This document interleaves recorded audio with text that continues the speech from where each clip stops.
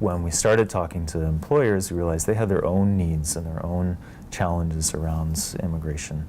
And so we started to look for ways that we could support those businesses to get to the same goals that we're all looking for, which is that community where everyone thrives.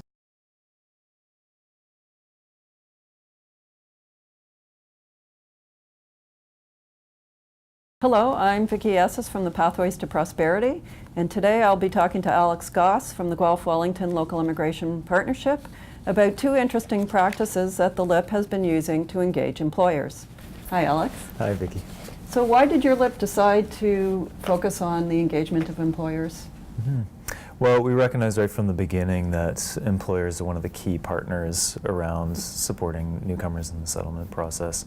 And our vision is to create a caring, equitable community where everyone thrives. And it's hard to do that without a good job in the community. So we were realizing right from the beginning that we were hearing a lot from newcomers that were having to leave the community, not able to find work. And we're also seeing a number of challenges that newcomers were facing locally, specific barriers around Canadian experience, credential recognition, maybe a lack of specific supports that were available in the community. And we're seeing some results of that as well. And we saw that newcomers had about a 50% higher unemployment rate in Guelph-wellington. We saw that almost double the Canadian-born residents, double the proportion of immigrants were working multiple jobs, and as well as earning a lower income as a whole. And so all of that was a concern for us early on, to say, okay, how do we correct that situation or move towards a better situation? And what we ended up finding was working with employers, our initial goal was, okay, let's figure out how do we educate employers? How do we raise awareness for employers around what some of these challenges are? And we realized fairly quickly, and we can get into this, that that wasn't necessarily the most effective approach. That when we started talking to employers, we realized they had their own needs and their own challenges around immigration. And so we started to look for ways that we could support those businesses to get to the same goals that we're all looking for, which is that community where everyone thrives. And so really, we started looking at what is that win-win situation where businesses can have access to a competitive workforce that meets their needs, and newcomers get access to the great jobs that are available in the community. Great. So what are the activities that you're going to be telling us about today? Yeah, so there are two pieces. Is when we look at employer engagement for us, it's not so much a specific action or tactic that we're taking around engaging employers. It's more one of the outcomes that we're looking to achieve. And so we've done that in a number of different ways, and I'm going to focus on two today. The first of those being the mentorship program. So this is a program that one of our first initiatives out of the gate was there's a big gap in Guelph-wellington. There's no direct support for highly skilled newcomers to make some connection into their field. And we were finding that newcomers are going to Toronto, going to Kitchener-Waterloo to get access to mentorship programs. And there they were building their professional networks, building those skills, and realizing that, oh, I have my networks in Toronto now, so I'll just stay here. And that doesn't make Guelph-wellington a very supportive community. And so we looked at creating a mentorship program in Guelph-wellington. And to do that, we really pulled together all the key players in the community around the table, built the program, and then together identified who should take the lead on this initiative. Because again, as the LIP, we're not going to provide a direct service, but we are going to create this program. We're going to hand it off in the community. And that's now up and running for the past almost year now. Been quite successful in the community. So how does this mentorship program operate? So it's now run by Lutherwood, and so they're an employment agency in Guelph and Wellington County. And basically they look for newcomers, internationally trained professionals, to come to the program, and then they try to match them up with business in the community. So try to identify those business champions that care about this work, but also see some value and some benefit for themselves in participating. So they're really looking, from the business perspective, they might be looking at well, I want to diversify my workplace, but I'm not quite sure what that means. I don't really know. Is that going to change how I hire? Is that going to change how I manage the office? That sort of thing. So the mentorship program is a great way to get into some of those conversations and really have a two-way process between the business and the employee around what that working relationship might look like. So basically, what you're saying is that your LIP identified the need and brought together the players that could work together to target that need. That sounds great. Is there another activity that you'd like to talk to us about today? Yeah, the LIP has also been involved in developing different resources and tools for businesses and employers. So that's, again, something that we heard in some of our initial conversations with employers was you might want to work with immigrants and hire newcomers, but what does that actually mean for your business? What's the impact on your bottom line? Is your business going to become more competitive because you've diversified your workforce? Are you going to be accessing new markets and global markets and that sort of thing? So we pulled together some resources that highlighted what some of the needs were for individual businesses around hiring immigrants, and then provided some of the resource and support that's available in the community to say, after you've kind of recognized the benefit and recognized the need, here are some of the supports that you can go to get the help you need to be able to actually hire the best person for the job, regardless of what country they're born in. So did the LIP actually do this work, or did you bring together partners to do this?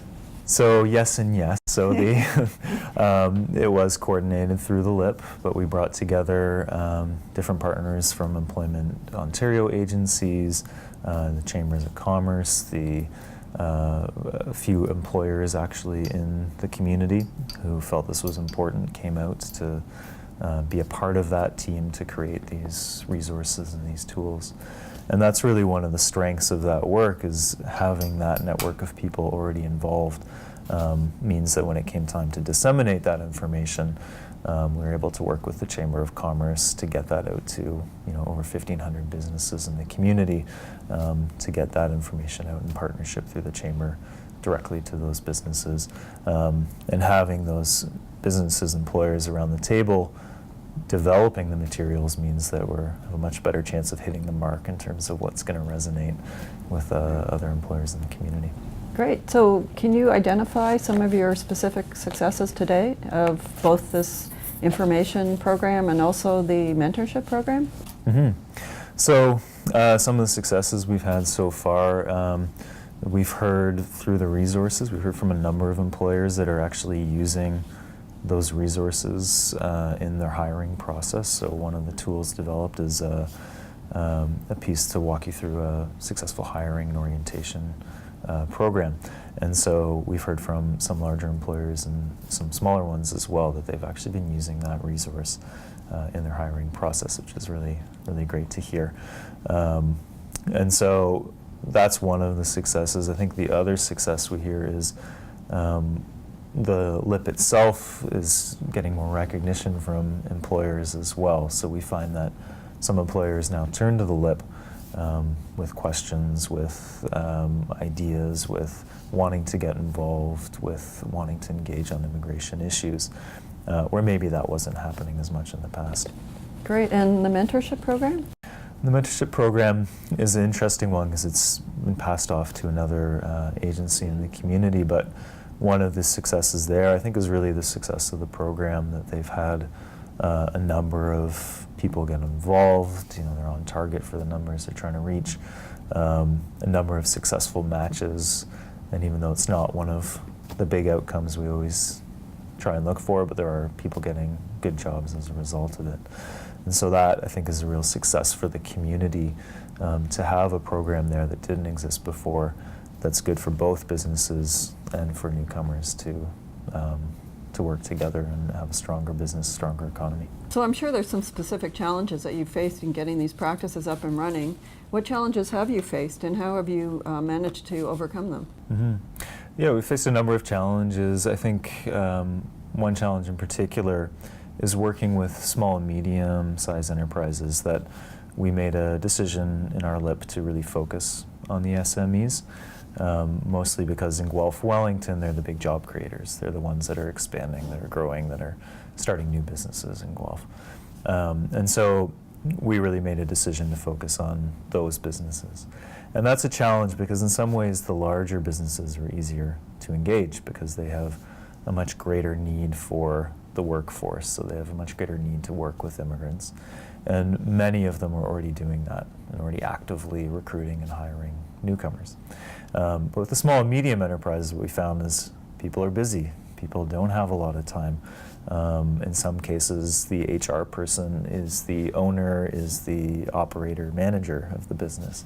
And so to engage those businesses with some of the issues that we're working on was a bit more of a challenge.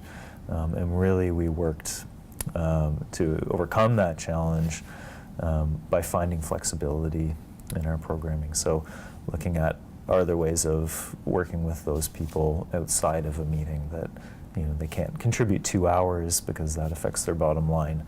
But if you have something to offer them and you can get their input and their advice on it, that might be a better fit.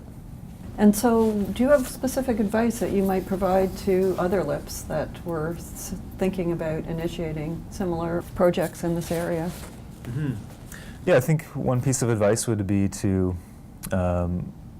find strategies to be business focused. And so, if you're developing a strategy for the LIPs, to look at how are we actually working with business? What are we actually offering business through this work, and develop that right up front. Some other advice is really to be flexible with business involvement. You don't have to have a bunch of businesses around your leadership council table through the LIPs to really have an impact and get the benefit of their participation. There are many ways that employers can participate, and to really be open to that, whether it's some people just in an advising role, maybe some people just want to look at a document before it goes out the door. And those are really important pieces because I think overall our goal is we want to engage employers at the bigger picture level. We want to engage employers around why immigration is important to the community. But you need to start small sometimes, and you need to start with addressing the specific needs of those employers. And over time, those relationships will build and that trust will build, and you might get to that point where you do have those businesses now talking about the bigger issue. Right.